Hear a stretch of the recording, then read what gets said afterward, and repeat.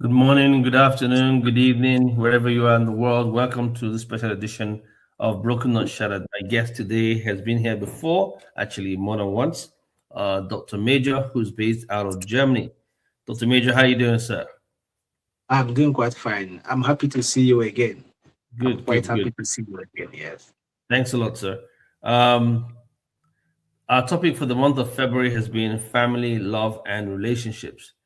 Today, we're going to talk about family, love, and expectation based on your experience and what you've seen so far. I want to start off with a question, Dr. Major. Okay. What would you say impacts the life of a child? Does the upbringing of a child determine how they eventually turn out? Mm. I think this is a very important question because I cannot really say the upbringing plays 100% role because it is very vital, but it's not the absolute because someone can have a very good upbringing, but later on in life throws things at the person which actually can push the person in a very different direction in life. We've seen this play out different time. We are children of clergymen and children that come from reputable homes indulge in very funny lifestyle that leaves us, the society, to question if really the upbringing was not proper. But uh, I have also seen that life itself is funny because you come from Jerusalem does not mean you cannot end up in Egypt if you're not careful. That's So this correct. is my own personal take here. Well, I like that analogy you gave that you can you can come from Jerusalem and end up in Egypt. I think that's a very that's a very good one. From anyone who understands the biblical story of how the Israelites ended up in Egypt, they'll kind of have a better clue of what you were trying to say there. Um, Yeah. I think, in my opinion, because this question I just asked you has been on my mind for a while, I there are certain values that are being given to the life of a child, um, and certain exposures of experiences that a child goes through that are kind of imprinted in their psyche. And as they grow older, uh, even though they've interacted with other voices or other experiences or other exposures, Yes. sometimes at the core of who they are remains those values that they received when they were at a very young and tender age during their upbringing stages. We never stop growing. We're always growing. That's true. That's why we're human beings. We continue to be uh, improving in our lives. But Yeah. I feel that the experiences that we have as children and those values always remain with us. For instance, myself, in my family, I would say for a great time, I was the dark sheep. You know, that one nobody wants to deal with. You know, I was just the rebel. You know, but in all my in all my madness, uh, there are certain barriers that I could not afford to cross, and the reason why because I knew the family I actually came from. You know, um, I wouldn't do any. I would try not to do anything that would put a dent on the family name or put shame to the family because of those were the things that I held very dearly growing up. You know, and those were the things that were embedded in us and saying, "Hey, remember the family you came from. Remember who your parents are. Remember who they are in the community. You know, all those things." And I try to do the same with my children. Say, hey, you know, there's a certain level of expectations that are required from you as a child. I'm not saying you have to be perfect because I'm not perfect and I was never perfect. But there's some things that you just can't see yourself indulging in. And if you do find yourself indulging in those things, start finding your way out of them as soon as possible or seek for help because the upbringing has already been put there. And in some cases, I have friends who never had those upbringings. And nobody ever told them this was right or this was not right. You know, they just lived their life based on what they saw. If you came from a home where you saw your dad constantly beating up your mother, um, abuse is not a problem to you. Something. Yeah. It's something you've seen all your life. So if you go into a relationship with a woman and she misbehaves and you beat her around, you don't see anything wrong with it. For me, I'll be like, oh my God, why are you beating her up, right? I never saw that in my home growing up. Now, did I see it outside of my home? Of course I did, right? And so those are the kind of things I feel that makes a difference when it comes to the relationship between a child and a parent. All right. So that's why I asked you that question. Does it really impact? I think it's a very wonderful question because it has a lot of controversies depending on where you're looking at it from. That's correct. But personally and clinically, I can also tell you that what we believe as core values are not really formed, not only in childhood, because even as adults, core values have still been developed. Even a 50-year-old can tell you his core values are still being developed. So core values is not something we just pick up on only at childhood. But I also believe that majority of it are actually developed in childhood, but the finality of it runs a kind of a course of lifetime, because during our lifetime we overgrow some things. We learn to challenge our ideas. Yes, challenge our ideas. Or even cultural values that were passed on to us.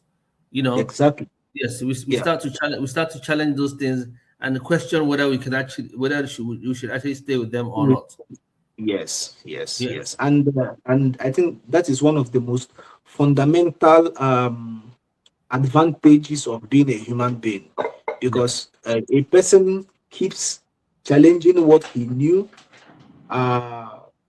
what he was exposed to, versus what he is currently exposed to, what he knew versus what he's knowing and what he will know.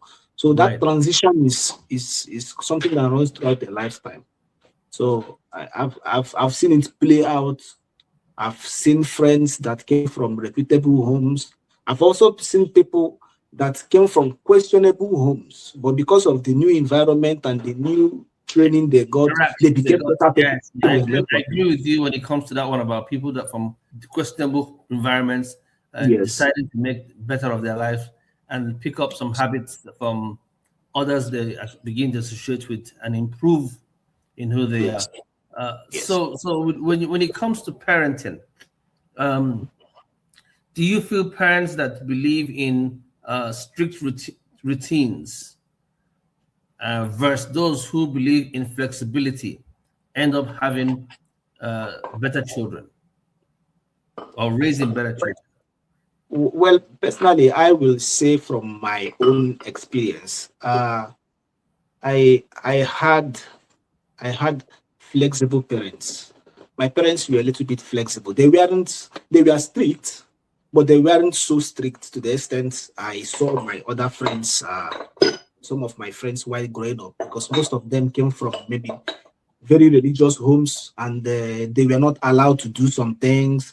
And that kind of thing, it's kind of affected them later on in life because they were not bold enough to take up challenges. They were not free enough to try out things for themselves. They just had this, how will I say it, a round mindset.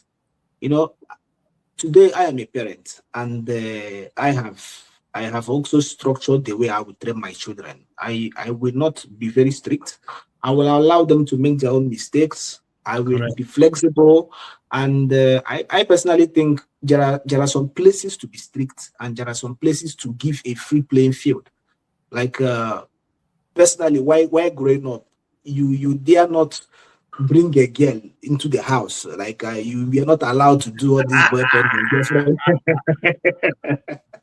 You are not allowed to do that. But I remember one incident. My father, may he so rest in peace, he caught me.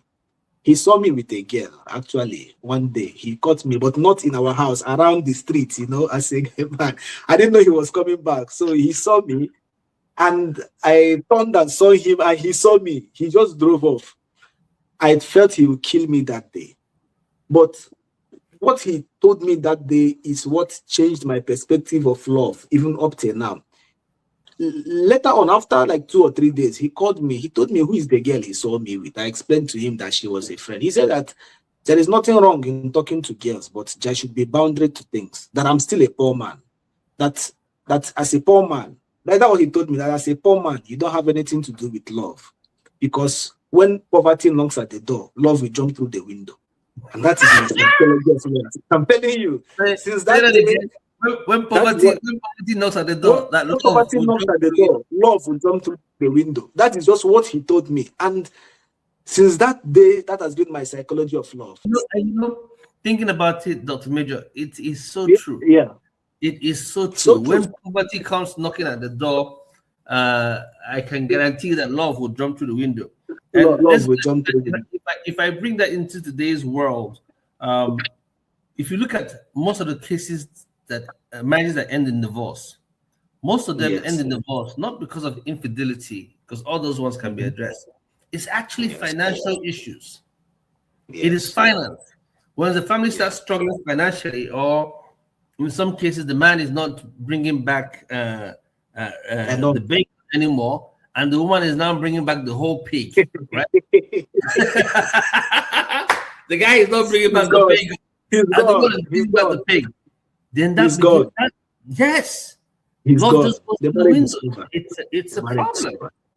I don't really blame women, because before we judge women, we need to look at there's what we call biological traces. Like there's how we call it in medicine, like the characteristics of an animal. The characteristics of women is one, dependence. So the fundamental feminine biology states that a woman is subconsciously drawn to a place of comfort or stability. That is one fundamental psychology about women. So when she doesn't find that stability that she's looking for, you become an option to her. And these things happens in homes due to economic hardship and all these things, and a lot of things are happening. That's why I will always advise, before you look for love, my brother, find money first. At least find money to feed you and the girl and somebody. First. I can see a lot of the women on the platform saying amen, amen, amen, amen, amen. No, it's true. In some ways, I agree with you that the man has to be some level. There must be some level of stability around the man. There must be. Actually commits and embarks in that. If not, it's going to be pretty rocky. It doesn't mean that those who have resources don't fall apart, but yes, it's going to be rocky. I agree with you. Wow, I like that. If poverty knocks on the door, love jumps through the window. Love jumps through the window. That's what my father told me. It's been over years now, and I wrote that to them. That's a wise Igbo man talking there.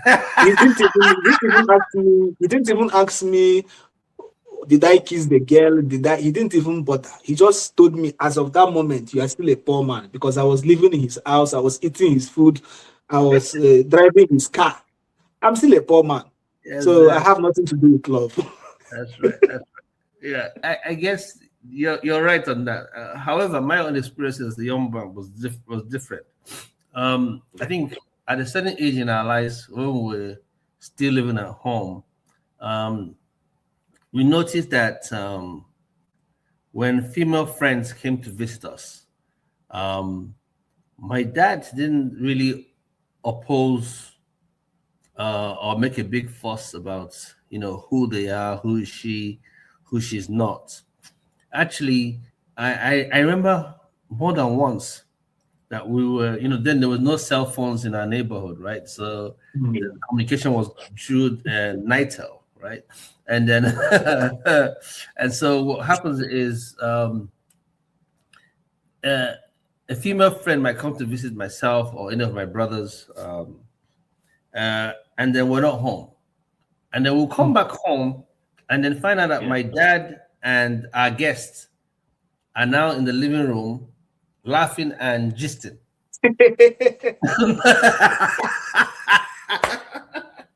So guy man. He had this way of Yeah, entertaining them yeah, and yeah, I kept them busy, yeah, asking them questions and just laughing with them until we showed up. yeah, And then once we show up, yes. okay, your friends are here now, and then we'll say, okay, come over to our own side of the house. And they're like, no, we're enjoying our conversation with your dad. Then I said, hey, come over before my mom comes in down. So it was different, Yeah, yes, yes. He was just an all-round kind of guy. Mhm. May his soul rest in Yeah, peace.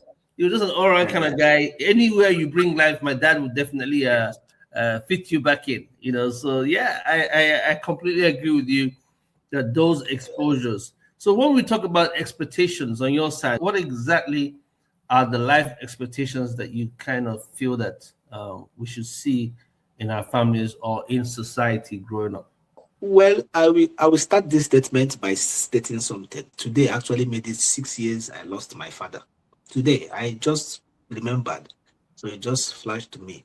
I will speak from this expectation from a personal experience because I am the first son, I am the first child, and growing up in an African home, everything you do was circled up around expectation. We expect you to, you are meant to, these are your responsibilities. And it is heavy, but it is absolutely wonderful.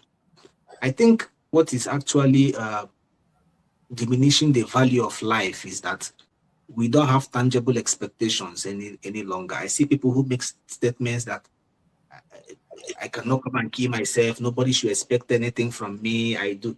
All those kind of things are funny because the society you come from expects you to be reasonable. The community you live into expects you to be a civil person. Your wife expects you to be a good person. Your husband has expectations towards you. Your children have high expectations towards you as a parent. So life is circled around expectation. So I really understand the fundamentals of expectation, but I think expectation should come with its limit and your own capacity. That is what I simply believe about expectations. Although sometimes expectations can be so unrealistic, expecting your child to magically do exploits, or like a young man barely in his 30s, expecting him to build a hotel for you, and all these funny expectations from greedy in-laws and all those things, and blah blah blah blah blah. We see all these things happen all the while, but I think expectation is a fundamental set of human relationship, and every human being should know what he's expected to do and how to live up to it. I have expectations for my children as well. I don't work hard, send you to school, and you go to school and you waste my money. I have expectations that you should come out with good academic, even if you're not the best, but at least know why you are there and make sure that I'm not wasting my money. This is my honest expectation. Right. And as a child, you have expectation that you will not go hungry. You have clothes on your body. I should pay your school fee. That is your expectation. So expectations are fundamental. It keeps all of us in our check. So I think it's okay if that's the context you're coming from. No, I will take it to that's the context I'm coming from. But I'll also come to realize, just like you said, that these expectations are part of what cause problems in our lives. Because you see, your expectations most of the times are not verbalized, right? They're not fully expressed. There are things that you might internalize sometimes. And once an individual does not meet those expectations, there's a room for disappointment. And that's the part that I'm addressing, because expectations are good to have and they're needed. But then what happens to me when my child, who I have raised up in a certain way, turns out to decide to go in a different direction, right? Do I become disgruntled and heartbroken and disappointed? Or do I say, well, this is the path that this child has decided to go, and wish them well, right?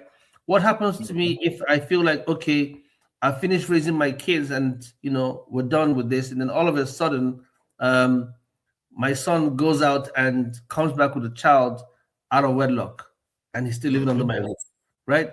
And then all of a sudden he is not responsible enough to handle it. I step up again. These are expectations that we can have, and when they're not met, there's a lot of disappointment. In marriages, for instance, in relationships, let me not just say marriages, in relationships, there's certain expectations that a woman might have from a man. And if the man cannot meet those expectations, like you just said, the psychology of a woman is designed on dependency. And when the man does not meet those expectations, then there's a resentment that comes.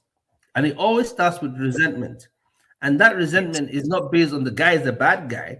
It's just that our expectations of that guy, he hasn't met the expectations. He hasn't met them yet.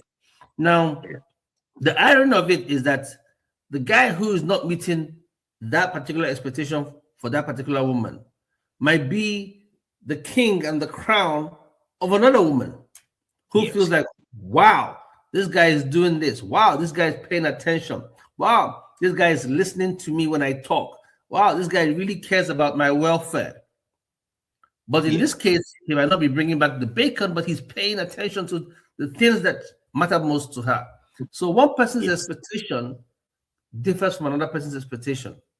The problem I feel is that when people have placed too much expectations on others and those expectations are not met, there's always a problem. There's a major problem. There's a major in your family. Look around your family structure.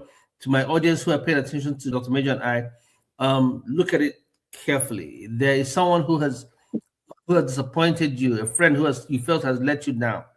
Genuinely ask yourself, did the friend let you down, or was it the expectations you had on that friend or that family member that was not met that has caused you to feel let down?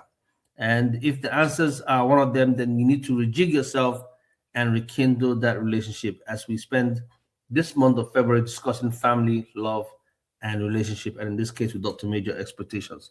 Dr. Major, thank you so much again. I have a question from someone in our audience. It said, can family love be unconditional, or is it always tied to expectations? Oh, it's always tied to expectations, of course. Is the only love that is unconventional is agape love. From God. Agape love is the love from God. That is the only. God doesn't want anything from you, but your parents want something from you. They expect you to be reasonable. Your family, your siblings, your cousins. Your family expects you to, people expect things from you. So humanly, our love is transactional, but the only difference is on what grade. On what grade? Because my mother loves me. I know she loves me so much. But if I keep breaking her heart, a point will reach, as a human being, she'll take herself back.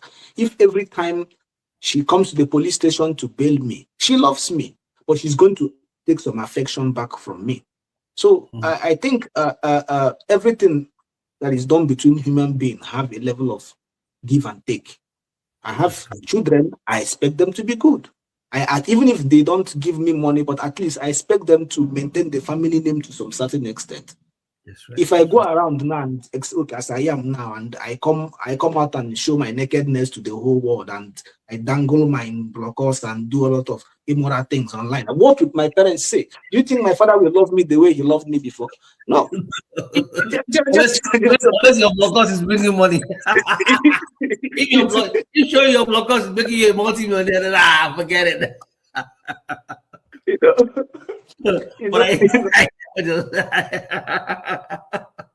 Every human interaction, the most clean is between a mother and a child. But if you read the Bible very well, there's something God said. He said that even if a suckling mother can despise the child, that I will not despise you, which shows you there is still a possibility of a mother. That possibility explains fundamental human nature, that human nature is based on expectation. It might not be big, it might not be too much, but I expect something from every single person I meet. Even if it's the simple, if I greet you, good morning, I expect you to say good morning to me too. If you don't greet me back, I will not greet you again. This is normal, fundamental human nature. So there are levels of expectations. And like you said, everything is transactional. Everything in life is transactional. Every relationship is transactional. Everything in life is transactional. Wow. Love is transactional. Sex is transactional. You give me something, I give you something. Wow. That's just human beings for you. That's human beings for you. Okay. That's human beings for you. We have 2 more questions and then we'll wrap up the show. Okay. The next question is, how much should families shield their children from life's hardship? Wow. How much should families shield their children, or parents shield their children from life's hardship? Well, personally, I will say from what I know, this is not the ultimatum, but I think you should protect your children according to your capacity. That is what I would say. You protect your children according to your capacity. Can you explain that further, Dr. Major? What do you mean by? Yeah. Well, for example, let me come in terms of education. There are grades of education, and we know that education is protection. If I can afford a private school for my child, a good private school, maybe Ivy League, I should protect my child enough not to send him to a public school. So that is a form of protection. That is to my capacity. If I can afford to send my child, to UK to study, I should send him there. That is my capacity. But I cannot protect him from everything, but at least to my own capacity, I should shield him. Because no matter how you protect somebody, life will still throw things at him. There are some things you cannot protect him from, but the things you can protect him, you should protect him, because it is your fundamental responsibility to give that to your child. That is just what I believe. That's just what I believe. And I completely hear you out. However, I slightly differ. So take for instance, Dr. Yes, it's very okay. That is why I like the conversation we have. So I like to learn. Yeah. Yes. I didn't like to learn. So let's just use the UK example you gave, right?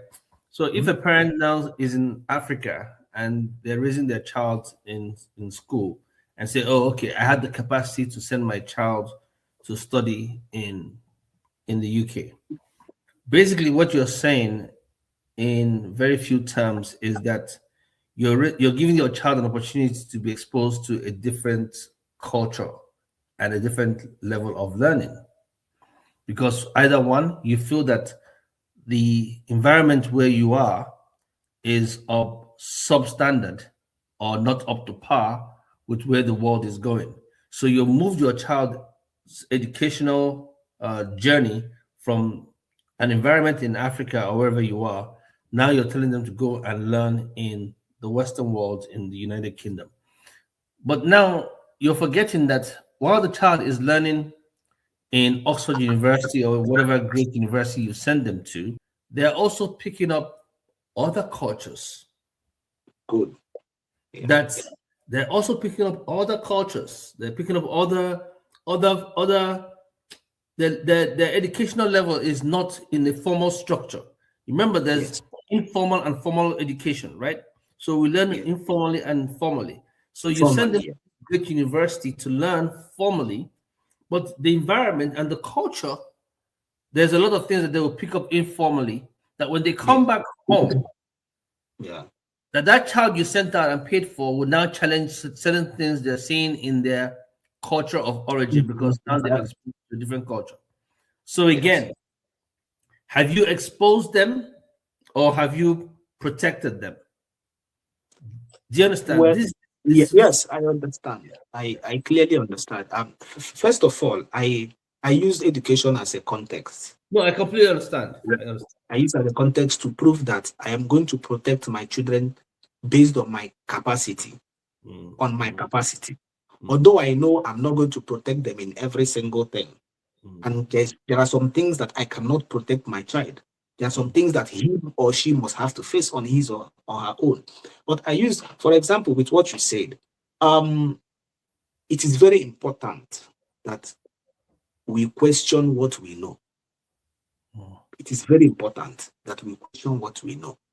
If I send my child to Oxford University, he's going to learn. But I should know that he's going to ask some questions. And if you pay, jokes apart, if I send my child to Oxford University and he goes and comes back, you cannot compare someone who went to Oxford and somebody who went to IMSU. There are two, these are two quality, their quality is different. Yes, exposure, yes, level of learning, exposure the exposure is different. Someone who goes to school in Ivy League and somebody who went to a school at the back of my house, they are not the same person.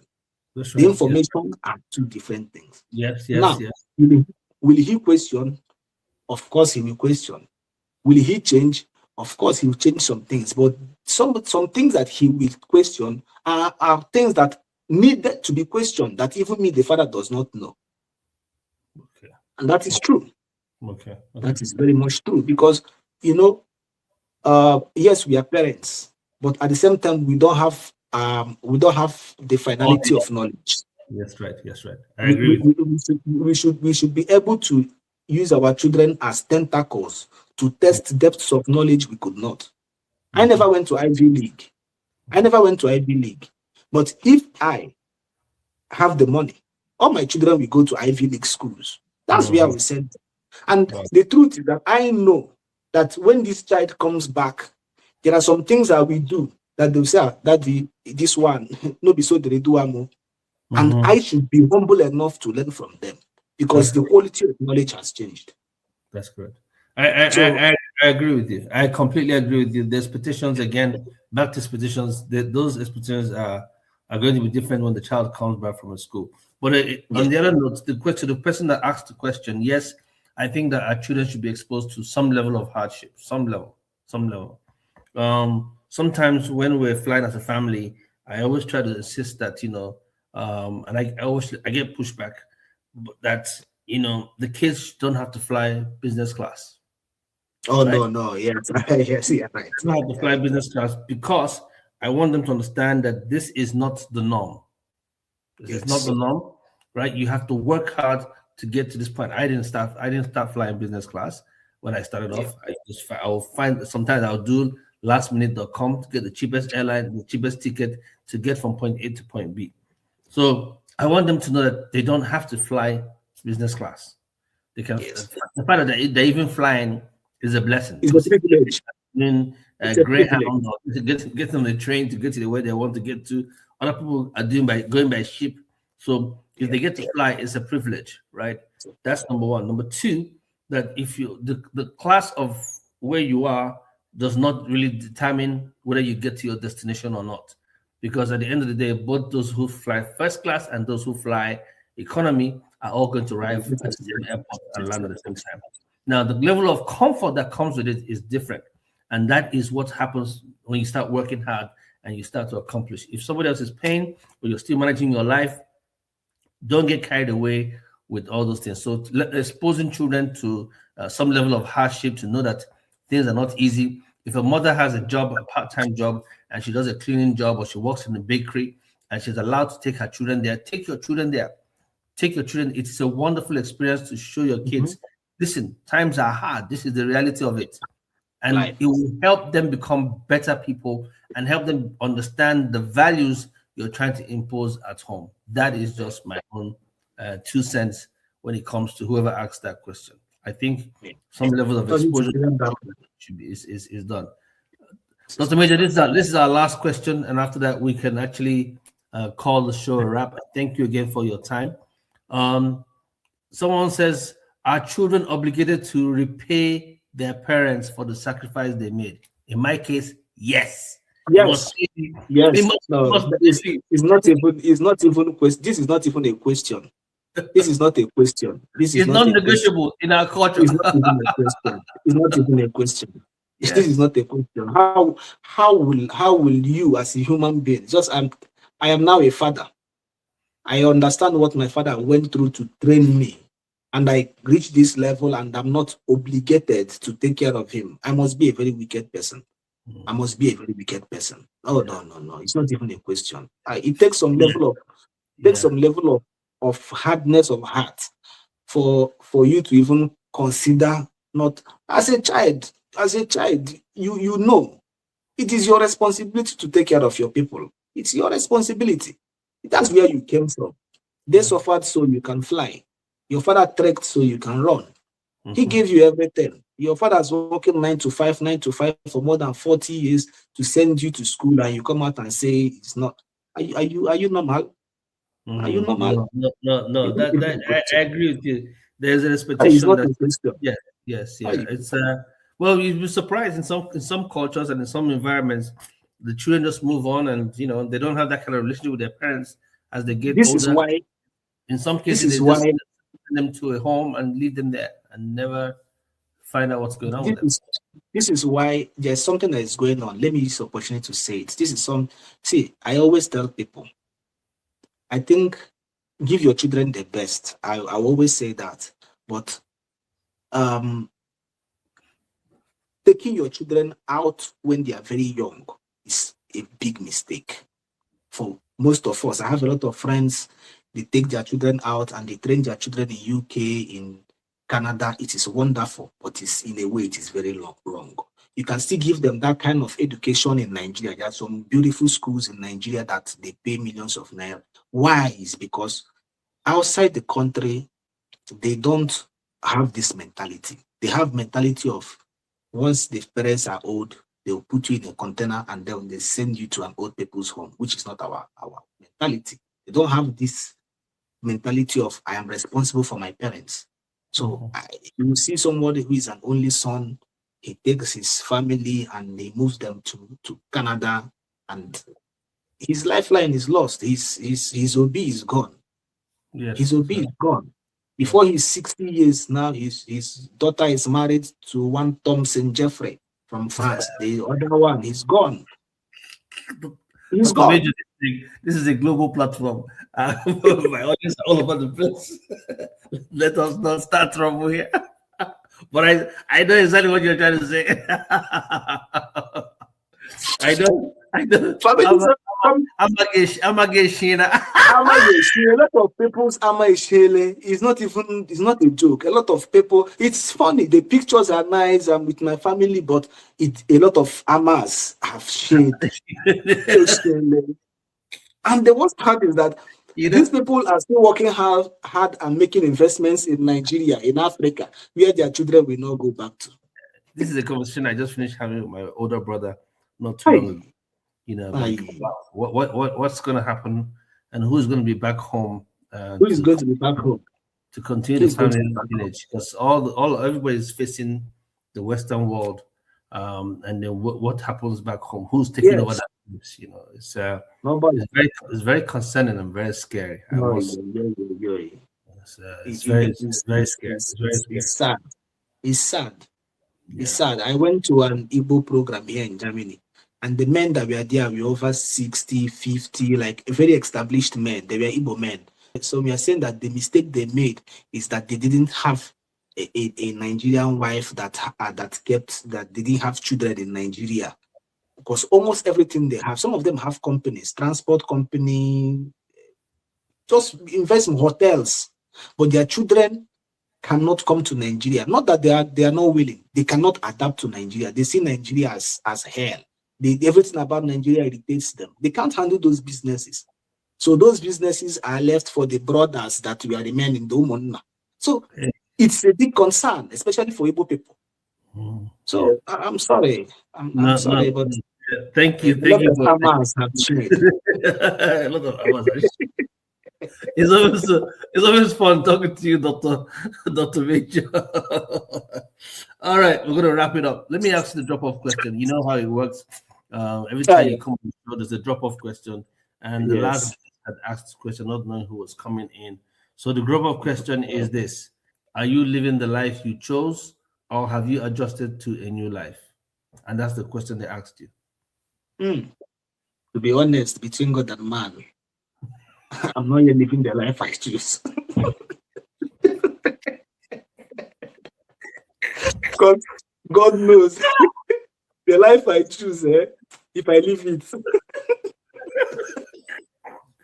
So you have adjusted. I've just got my coat according to my size, because God knows if I live the life I want to live. If I live the life I want to live. Okay, so as we wrap up the show for the day, Dr. Major, what is your drop-off question for our next guest? What would you like to ask our next guest? Well, the next guest, I would like to ask the person, would you like to train your children the way your father and your mother trained you? That's my drop-off question. Wow. Wow. I have to make sure I find a solid guest next time. Would you like to train your children the same way your mother and your father trained you? Wow. Wow. That's a good one. Thank you so much, Dr. Major. It's always a joy. Beautiful weather in Germany. Thank you, sir. Thank you. Thank you. I'm also honored. Thank you, sir. Thank you. And to all our guests who are out there who have joined us for the last 4 to almost going to 5 years on this podcast, we want to thank you again and again and again. Please share the link with your friends and family so we can have more people come into our conversation. And we do apologize with the hinge that we've had with the internet. I think there's a network challenge. We're going to fix it out. I'm not sure whether it's the platform we're using or whether it's on our own sides, but we promise that our next show it will be much better. Well, we want to thank Dr. Major for making our time, and we promise to bring him back again. I always enjoy talking to him. So in our special and famous 3 words, we want to end the show with love, peace, and more grace. Take care, and God bless you. Thank you, Dr. Major. Thank you, sir. Thank you, sir. And it's a wrap.